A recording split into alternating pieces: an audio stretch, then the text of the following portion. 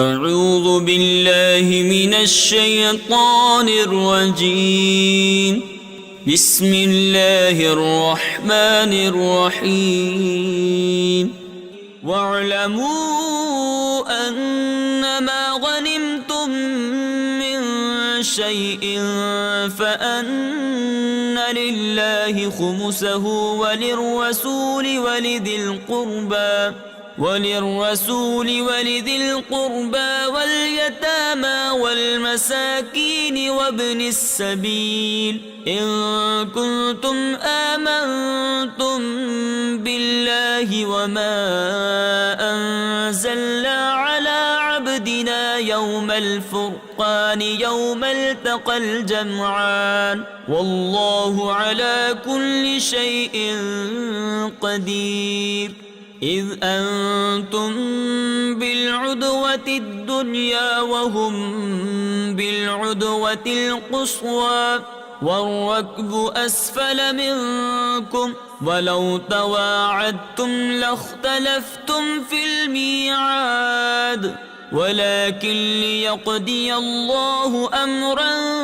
كان مفعولا ليهلك من هلك عن بينة ويحيى من حي عن بينة وإن الله لسميع عليم. إذ يريكهم الله في منامك قليلا ولو أراكهم كثيرا لفشلتم ولتنازعتم في الأمر ولكن الله سلم إنه عليم بذات الصدور. وإذ يريكموهم إذ التقيتم في أعينكم قليلا ويقللكم في أعينهم ليقضي الله أمرا كان مفعولا وإلى الله ترجع الأمور. يا أيها الذين آمنوا إذا لقيتم فئة فاثبتوا واذكروا الله كثيرا لعلكم تفلحون. وأطيعوا الله ورسوله ولا تنازعوا فتفشلوا وتذهب ريحكم واصبروا إن الله مع الصابرين. ولا تكونوا كالذين خرجوا من ديارهم بطرا ورئاء الناس ويصدون عن سبيل الله والله بما يعملون محيط. وإذ زين لهم الشيطان أعمالهم وقال لا غالب لكم اليوم من الناس وإني جار لكم فلما تراءت الفئتان نكص على عقبيه وقال إني بريء منكم إني أرى ما لا ترون إني أخاف الله والله شديد العقاب. إذ يقول المنافقون والذين في قلوبهم مرض غر هؤلاء دينهم ومن يتوكل على الله فإن الله عزيز حكيم. ولو ترى إذ يتوفى الذين كفروا الملائكة يضربون وجوههم وأدبارهم وذوقوا عذاب الحريق. ذلك بما قدمت أيديكم وأن الله ليس بظلام للعبيد كدأب آل فرعون والذين من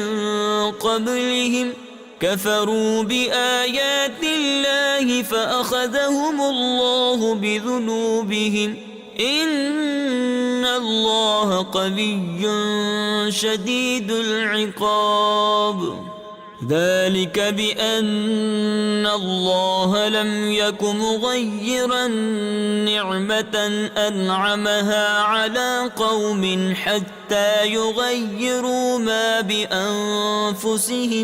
حتى يغيروا ما بأنفسهم وأن الله سميع عليم كدأب آل فرعون والذين من قبلهم كذبوا بآيات ربهم فأهلكناهم بذنوبهم وأغرقنا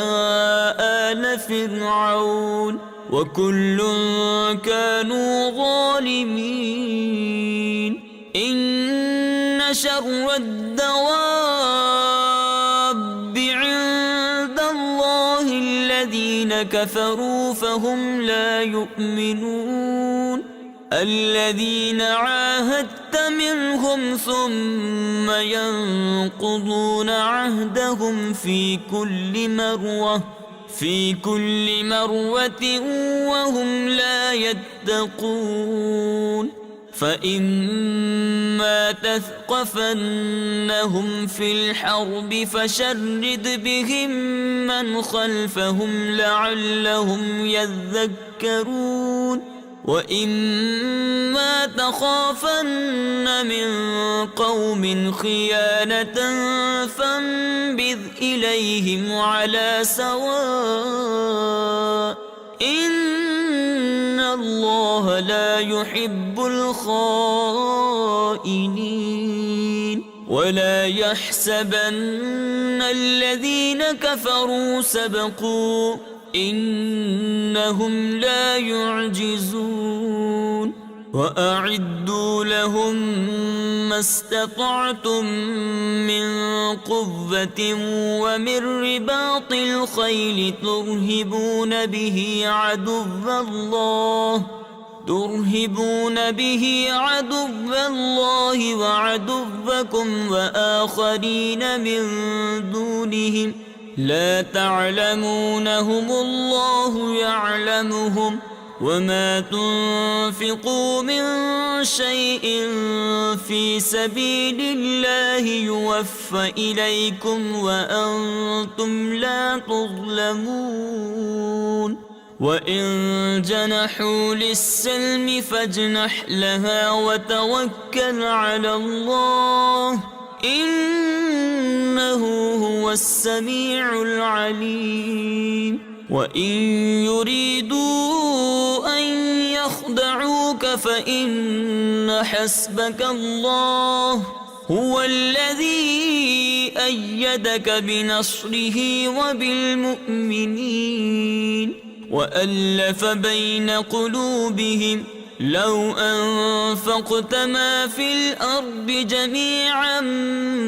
ما ألفت بين قلوبهم ولكن الله ألف بينهم إنه عزيز حكيم يا أيها النبي حسبك الله ومن اتبعك من المؤمنين يا أيها النبي حرض المؤمنين على القتال إن يكن منكم 20 صابرون يغلبوا 200 وإن يكن منكم 100 يغلبوا 1000 من الذين كفروا بأنهم قوم لا يفقهون الآن خفف الله عنكم وعلم أن فيكم ضعفا فإن يكن منكم 100 صابرة يغلبوا 200 وإن يكن منكم 1000 يغلبوا 2000 بإذن الله والله مع الصابرين. ما كان لنبي أن يكون له أسرى حتى يثخن في الأرض تريدون عرض الدنيا والله يريد الآخرة والله عزيز حكيم. لولا كتاب من الله سبق لمسكم فيما أخذتم عذاب عظيم فكلوا مما غنمتم حلالا طيبا واتقوا الله إن الله غفور رحيم. يا أيها النبي قل لمن في أيديكم من الأسرى إن يعلم الله في قلوبكم خيرا يؤتكم خيرا مما أخذ منكم ويغفر لكم والله غفور رحيم. وإن يريدوا خيانتك فقد خانوا الله من قبل فأمكن منهم والله عليم حكيم. إن الذين آمنوا وهاجروا وجاهدوا بأموالهم وأنفسهم في سبيل الله والذين آووا ونصروا أولئك بعضهم أولياء بعض والذين آمنوا ولم يهاجروا ما لكم من ولايتهم من شيء حتى يهاجروا وإن استنصروكم في الدين فعليكم النصر إلا على قوم بينكم وبينهم ميثاق والله بما تعملون بصير. والذين كفروا بعضهم أولياء بعض إلا تفعلوه تكن فتنة في الأرض وفساد كبير. والذين آمنوا وهاجروا وجاهدوا في سبيل الله والذين آووا ونصروا أولئك هم المؤمنون حقا لهم مغفرة ورزق كريم. والذين آمنوا من بعد وهاجروا وجاهدوا معكم فأولئك منكم وأولو الأرحام بعضهم أولى ببعض في كتاب الله إن الله بكل شيء عليم. بسم الله الرحمن الرحيم. براءة من الله ورسوله إلى الذين عاهدتم من المشركين فسيحوا في الأرض 4 أشهر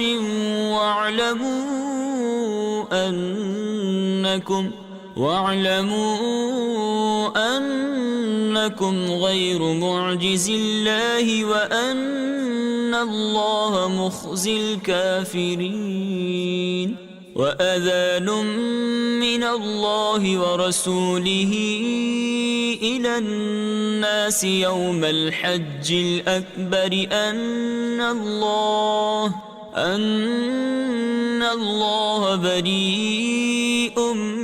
من المشركين ورسوله فإن تبتم فهو خير لكم وإن توليتم فاعلموا أنكم غير معجز الله وبشر الذين كفروا بعذاب أليم إلا الذين عاهدتم من المشركين ثم لم ينقصوكم شيئا ولم يظاهروا عليكم أحدا فأتموا إليهم عهدهم إلى مدتهم إن الله يحب المتقين فإذا انسلخ الأشهر الحرم فاقتلوا المشركين حيث وجدتموهم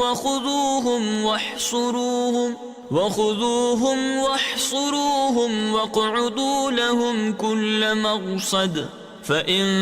تابوا وأقاموا الصلاة وآتوا الزكاة فخلوا سبيلهم إن الله غفور رحيم وإن أحد من المشركين استجارك فأجره حتى يسمع كلام الله ثم أبلغه مأمنه ذلك بأنهم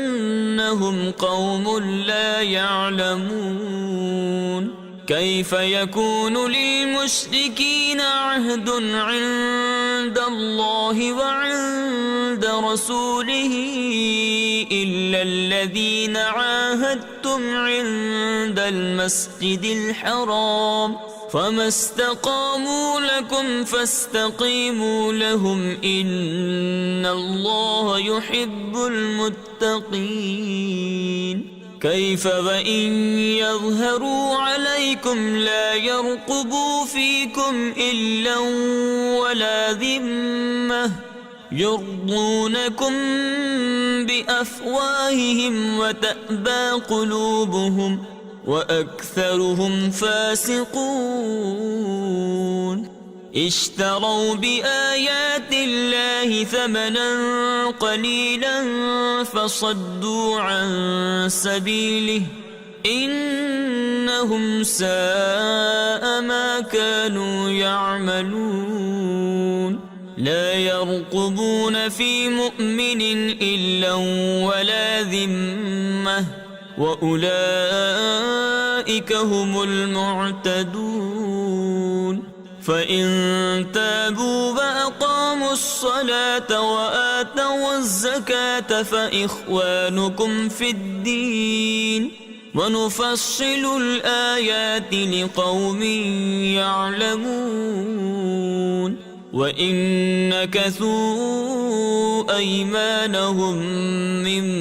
بعد عهدهم وطعنوا في دينكم فقاتلوا أئمة الكفر إنهم لا أيمان لهم لعلهم ينتهون ألا تقاتلون قوما نكثوا أيمانهم وهموا بإخراج الرسول وهم بدؤوكم أول مرة أتخشونهم فالله أحق أن تخشوه إن كنتم مؤمنين قاتلوهم يعذبهم الله بأيديكم ويخزهم وينصركم عليهم ويشف صدور قوم مؤمنين ويذهب غيظ قلوبهم ويتوب الله على من يشاء والله عليم حكيم أم حسبتم أن تتركوا ولما ما يعلم الله الذين جاهدوا منكم ولم يتخذوا من دون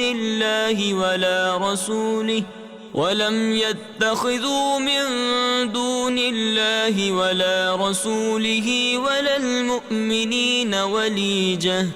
والله خبير بما تعملون ما كان للمشركين أن يعمروا مساجد الله شاهدين على أنفسهم بالكفر أولئك حبطت أعمالهم وفي النار هم خالدون إنما يعمر مساجد الله من آمن بالله واليوم الآخر وأقام الصلاة وآتى الزكاة ولم يخش إلا الله فعسى أولئك أن يكونوا من المهتدين أجعلتم سقاية الحاج وعمارة المسجد الحرام كمن آمن بالله واليوم الآخر وجاهد في سبيل الله لا يستوون عند الله والله لا يهدي القوم الظالمين الذين آمنوا وهاجروا وجاهدوا في سبيل الله بأموالهم وأنفسهم أعظم درجة عند الله وأولئك هم الفائزون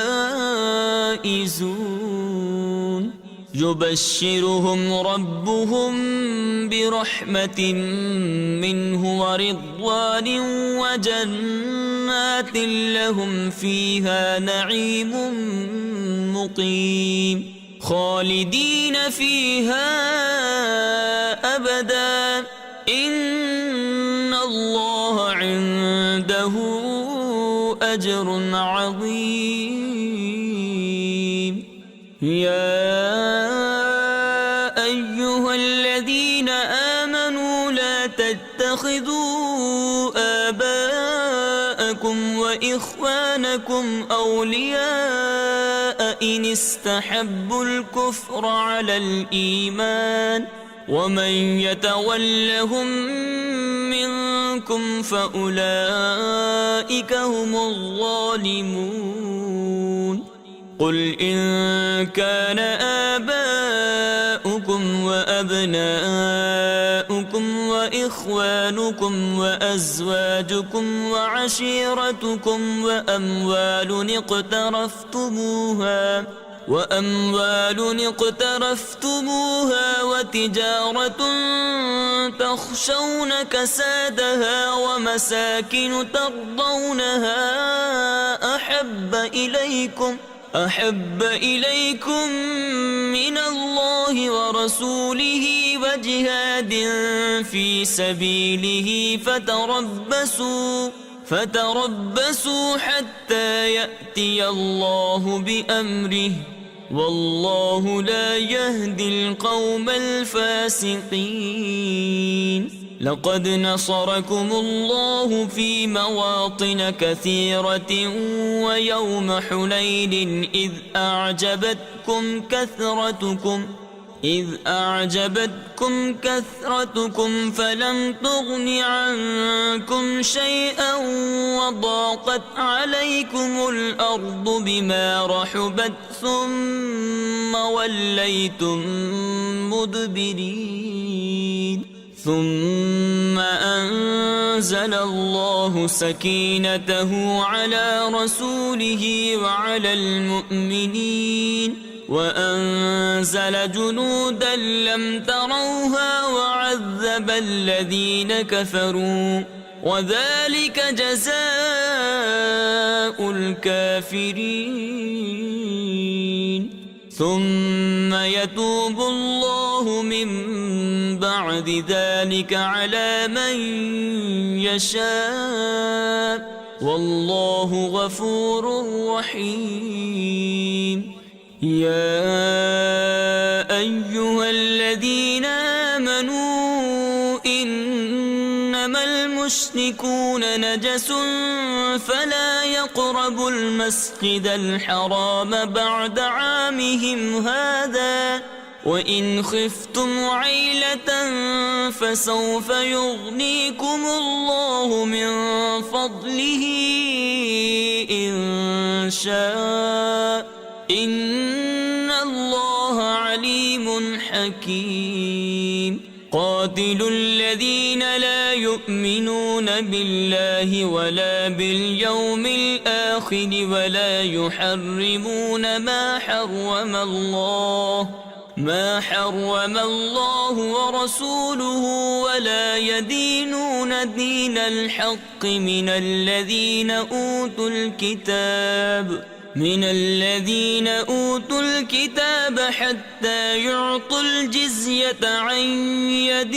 وهم صاغرون. وقالت اليهود عزير ابن الله وقالت النصارى المسيح ابن الله ذلك قولهم بأفواههم يضاهئون قول الذين كفروا من قبل قاتلهم الله أنى يؤفكون. اتخذوا أحبارهم ورهبانهم أربابا من دون الله والمسيح ابن مريم وما أمروا إلا ليعبدوا إلها واحدا لا إله إلا هو سبحانه عما يشركون. يريدون أن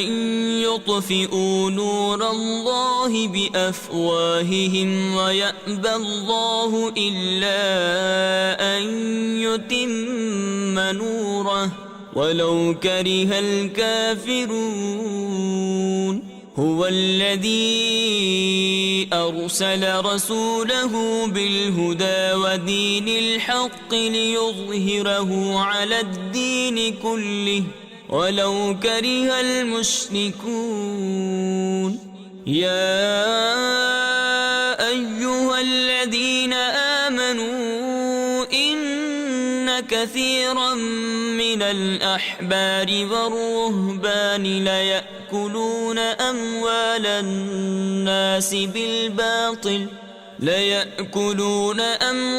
الناس بالباطل ويصدون عن سبيل الله. والذين يكنزون الذهب والفضة ولا ينفقونها في سبيل الله فبشرهم بعذاب أليم. يوم يحمى عليها في نار جهنم فتكوى بها جباههم وجنوبهم وظهورهم هذا ما كنزتم لأنفسكم فذوقوا ما كنتم تكنزون. إن عدة الشهور عند الله 12 شهرا في كتاب الله يوم خلق السماوات والأرض منها 4 حرم ذلك الدين القيم فلا تظلموا فيهن أنفسكم وقاتلوا المشركين كافة كما يقاتلونكم كافة واعلموا أن الله مع المتقين. إنما النسيء زيادة في الكفر يضل به الذين كفروا يحلونه عاما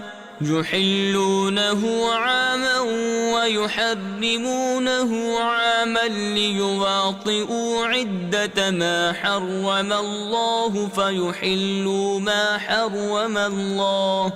زين لهم سوء أعمالهم والله لا يهدي القوم الكافرين. يا أيها الذين آمنوا ما لكم إذا قيل لكم انفروا في سبيل الله اثاقلتم إلى الأرض أرضيتم بالحياة الدنيا من الآخرة فما متاع الحياة الدنيا في الآخرة إلا قليل. إلا تنفروا يعذبكم عذابا أليما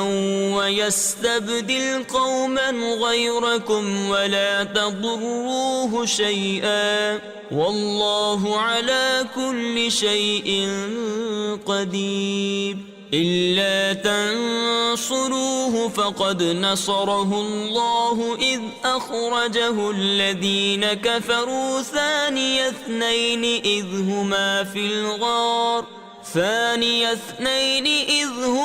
في الغار إذ يقول لصاحبه لا تحزن إن الله معنا فأنزل الله سكينته عليه وأيده بجنود لم تروها وجعل كلمة الذين كفروا السفلى وكلمة الله هي العليا والله عزيز حكيم. انفروا خفافا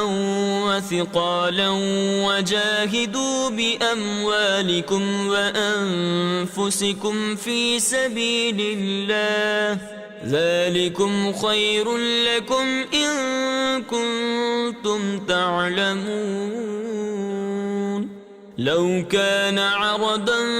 قريبا وسفرا قاصدا لاتبعوك ولكن بعدت عليهم الشقة وسيحلفون بالله لو استطعنا لخرجنا معكم يهلكون أنفسهم والله يعلم إنهم لكاذبون. عفى الله عنك لم أذنت لهم حتى يتبين لك الذين صدقوا وتعلم الكاذبين. لا يستأذنك الذين يؤمنون بالله واليوم الآخر أن يجاهدوا بأموالهم وأنفسهم والله عليم بالمتقين. إنما يستأذنك الذين لا يؤمنون بالله واليوم الآخر وارتابت قلوبهم فهم في ريبهم يترددون. ولو أرادوا الخروج لأعدوا له عدة ولكن كره الله بعاثهم فثبطهم وقيل اقعدوا مع القاعدين. لو خرجوا فيكم ما زادوكم إلا خبالا ولأوضعوا خلالكم يبغونكم الفتنة وفيكم سماعون لهم والله عليم بالظالمين. لقد ابتغوا الفتنة من قبل وقلبوا لك الأمور حتى جاء الحق وظهر أمر الله وهم كارهون ومنهم من يقول ائذن لي ولا تفتني ألا في الفتنة سقطوا وإن جهنم لمحيطة بالكافرين إن تصبك حسنة تسؤهم وإن تصبك مصيبة يقولوا قد أخذنا أمرنا من قبل ويتولوا وهم فرحون قل لن يصيبنا إلا ما كتب الله لنا هو مولانا وعلى الله فليتوكل المؤمنون قل هل تربصون بنا إلا إحدى الحسنيين ونحن نتربص بكم أن يصيبكم الله بعذاب من عنده أو بأيدينا فتربصوا إنا معكم متربصون قل أنفقوا طوعا أو كرها لن يتقبل منكم إنكم كنتم قوما فاسقين وما منعهم أن تقبل منهم نفقاتهم إلا أنهم كفروا بالله وبرسوله ولا يأتون الصلاة إلا وهم كسالى ولا ينفقون إلا وهم كارهون فلا تعجبك أموالهم ولا أولادهم إنما يريد الله ليعذبهم بها في الحياة الدنيا وتزهق أنفسهم وهم كافرون ويحلفون بالله إنهم لمنكم وما هم منكم ولكنهم قوم يفرقون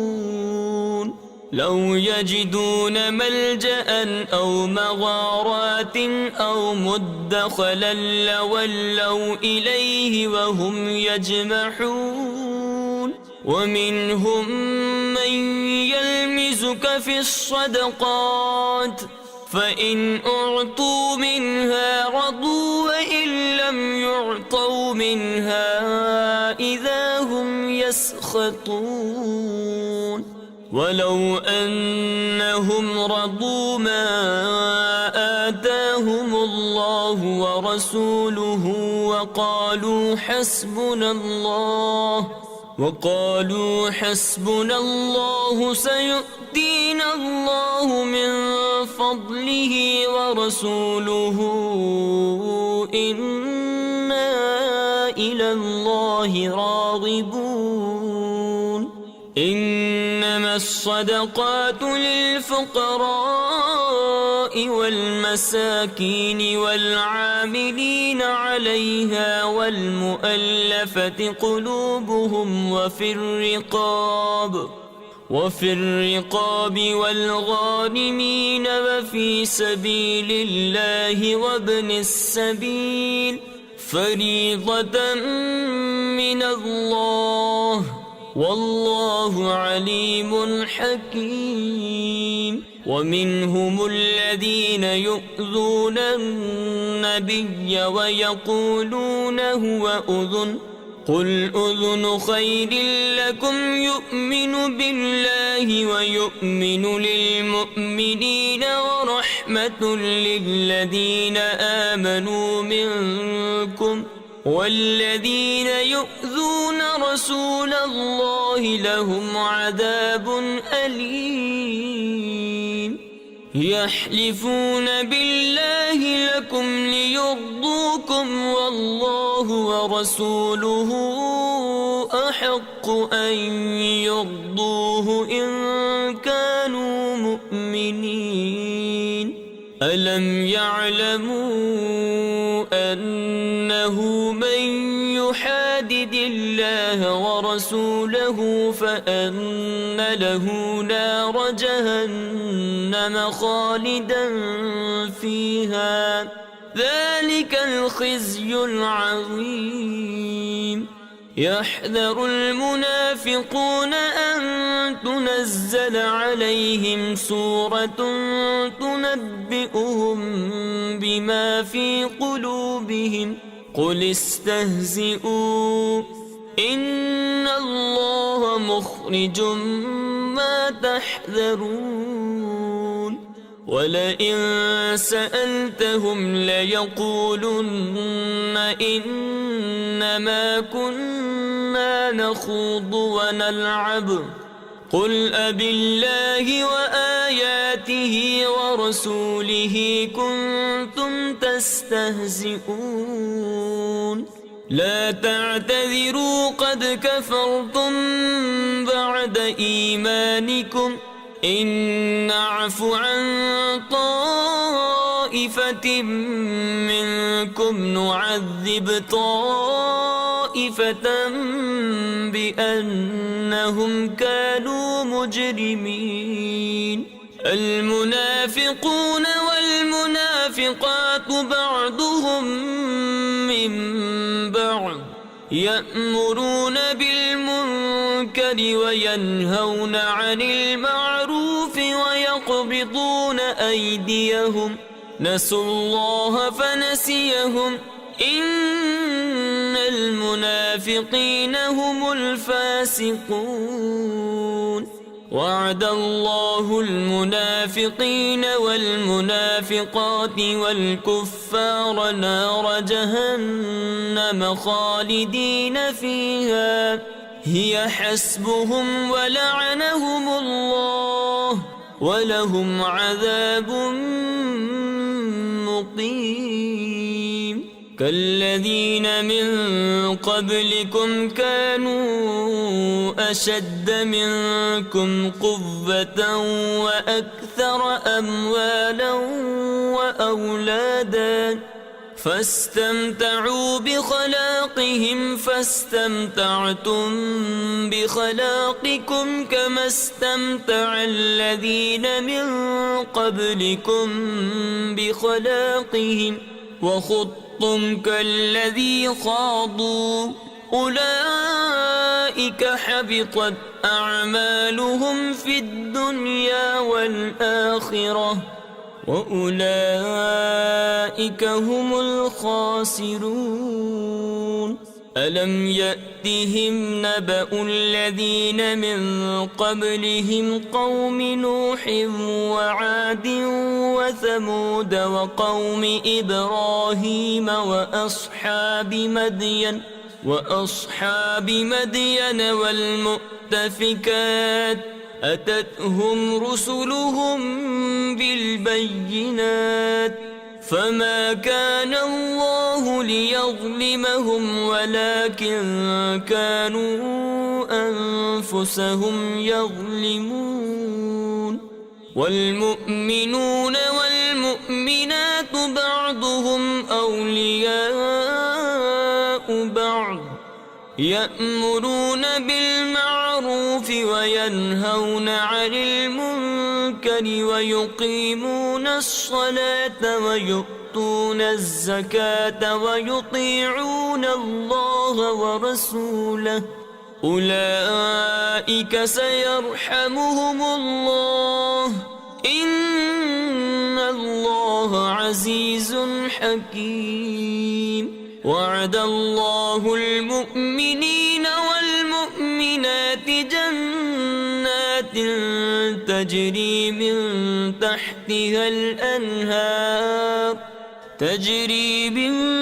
تحتها الأنهار خالدين فيها ومساكن طيبة في جنات عدن ورضوان من الله أكبر ذلك هو الفوز العظيم. يا أيها النبي جاهد الكفار والمنافقين واغلظ عليهم ومأواهم جهنم وبئس المصير. يحلفون بالله ما قالوا ولقد قالوا كلمة الكفر وكفروا بعد إسلامهم وهموا بما لم ينالوا وما نقموا إلا أن أغناهم الله ورسوله من فضله فإن يتوبوا يك خيرا لهم وإن يتولوا يعذبهم الله عذابا أليما في الدنيا والآخرة وما لهم في الأرض من ولي ولا نصير. ومنهم من عاهد الله لئن آتانا من فضله لنصدقن ولنكونن من الصالحين فلما آتاهم من فضله بخلوا به وتولوا وهم معرضون. فأعقبهم نفاقا في قلوبهم إلى يوم يلقونه بما أخلفوا الله ما وعدوه وبما كانوا يكذبون. ألم يعلموا أن الله يعلم سرهم ونجواهم وأن الله علام الغيوب. الذين يلمزون المطوعين من المؤمنين في الصدقات والذين لا يجدون إلا جهدهم فيسخرون منهم سخر الله منهم ولهم عذاب أليم. استغفر لهم أو لا تستغفر لهم إن تستغفر لهم 70 مرة فلن يغفر الله لهم ذلك بأنهم كفروا بالله ورسوله والله لا يهدي القوم الفاسقين. فرح المخلفون بمقعدهم خلاف رسول الله وكرهوا أن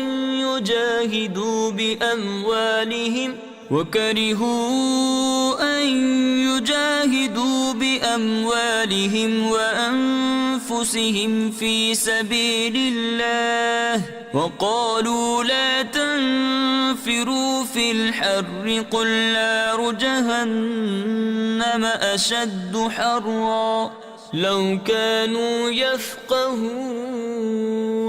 فليضحكوا قليلا وليبكوا كثيرا جزاء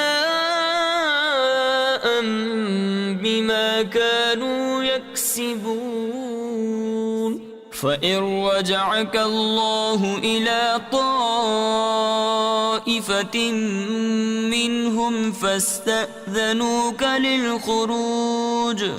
للخروج فقل لن تخرجوا معي أبدا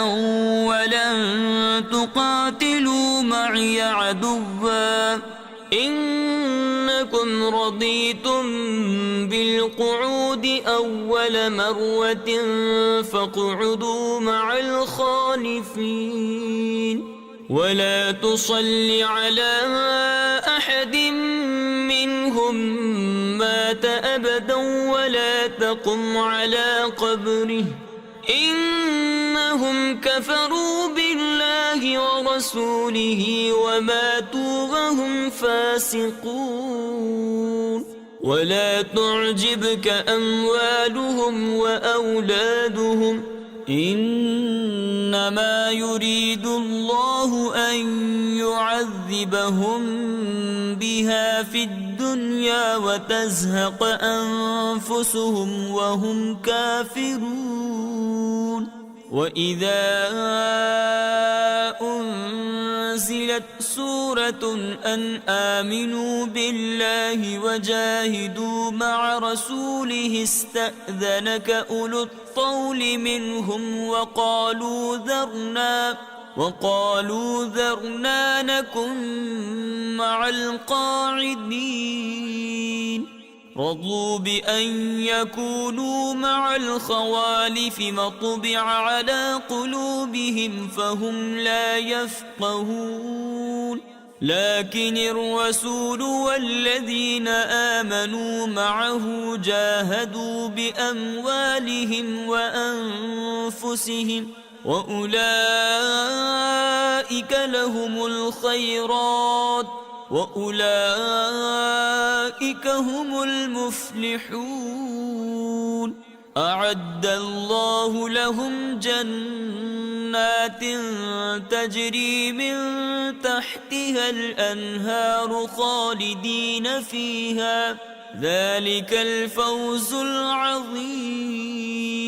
وجاء المعذرون من الأعراب ليؤذن لهم وقعد الذين كذبوا الله ورسوله سيصيب الذين كفروا منهم عذاب أليم ليس على الضعفاء